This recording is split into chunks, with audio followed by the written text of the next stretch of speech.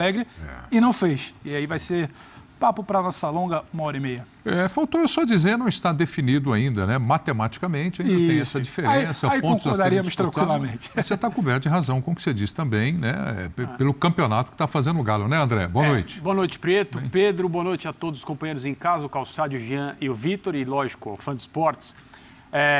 Eu concordo com o Pedro, é uma questão, para mim continua sendo uma questão de quando. Quando né? que a matemática vai finalmente dar o título ao Atlético, porque o futebol praticamente já deu. Agora, a coisa podia estar um pouco mais emocionante agora, a discussão podia estar um pouco mais palpitante. Com um homem a mais, o Flamengo em Porto Alegre vencia por 2-0, com uma escalação inédita nesse campeonato. As pessoas conversam, esse é o time que ganhou do Corinthians. Não.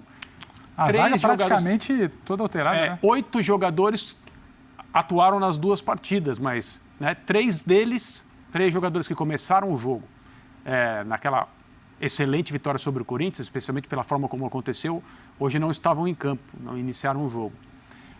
O Renato utilizou o segundo tempo para o Pedro voltar, para o De Arrascaeta entrar e jogar um pouco mais do que ele tinha jogado na rodada anterior. Evidentemente o plano era esse. As críticas à atuação do Flamengo no segundo tempo, quando em vantagem numérica e no placar, tudo indicava que o Grêmio ia amargar uma derrota que ia ser... Não que um ponto faça tanta diferença assim, mas a derrota até em relação ao que se tem de perspectiva seria muito, muito forte o golpe para o Grêmio. E o Grêmio foi buscar esse empate com um jogador a menos. O Flamengo poderia ter tirado 2 pontos, a gente continuaria falando aqui de encaminhamento de título, mas... Um pezinho atrás? Não, não quer nada, são 2 pontos, uma rodada a menos. É claro, isso é ruim para quem está perseguindo, 2 pontos a menos, a desvantagem ficou menor, mas para mim é uma questão de quando. E o que aconteceu hoje no Sul, lá na Arena do Grêmio, foi muito mais um movimento de desespero e de determinação de um time que está tentando de todas as maneiras não ser rebaixado, diante de uma equipe que já está pensando há muitos dias e há muitos jogos no Uruguai, mesmo com jogadores reservas em campo. Nós temos aí as imagens do empate entre Grêmio e Flamengo. Já nós vamos com os nossos comentaristas de casa, mas como eu mencionei aqui na abertura do programa, eu vou ler sem escolher as mensagens aqui, para vocês terem uma ideia do universo, redes sociais, do que está acontecendo.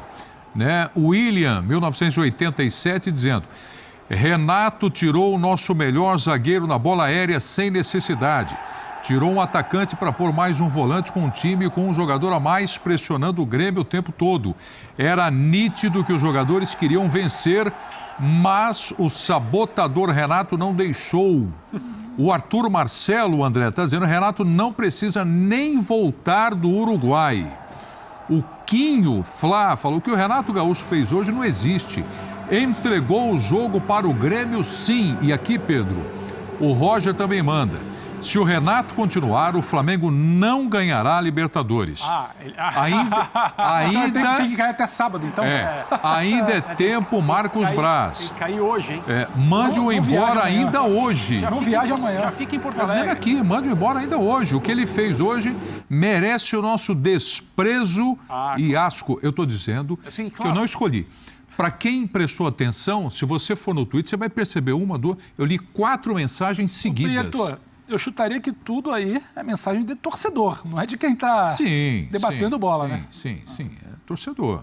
Coração. Mas essa é a temperatura, hoje é o que está acontecendo com o torcedor do Flamengo. Ele está indignado com o trabalho do Renato. Mas sabe por quê, Pedro? A indignação é essa hoje. É porque não é por hoje. Por hoje, obviamente, o recorte vai ser, tirou o Vitinho, 2-0, um homem a mais, o cara que fez os 2 gols e colocou o Pires da Mota. Um volante chamou o adversário.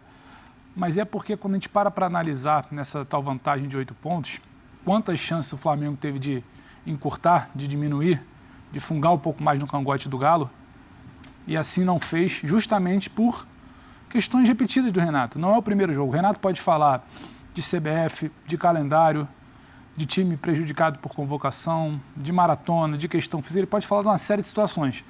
Só que, se ele for justo, ele não pode deixar de falar de quantas vezes o time dele teve a oportunidade de construir o resultado e, por opção de postura, e isso passa pelo técnico, não confirmou o resultado. Ou seja, 3 pontos que virava 1, 1 ponto que virava 0. Então, uma série de jogos assim que talvez não entrem no debate, na coletiva, na avaliação final, porque vai ficar aquela coisa do...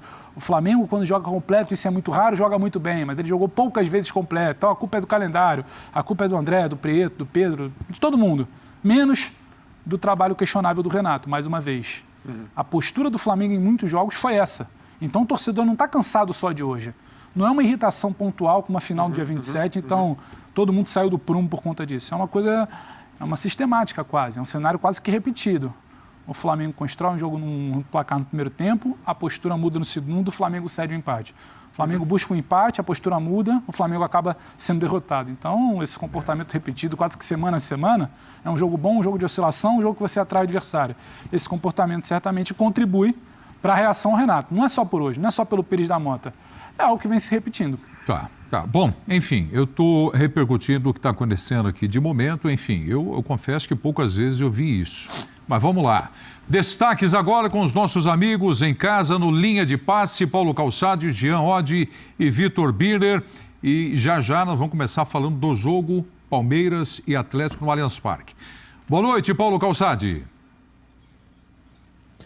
Olá, Prieto. Olá, companheiros. Olá, fã de esportes. Esses 2 jogos não deveriam nem ter acontecido na terça-feira.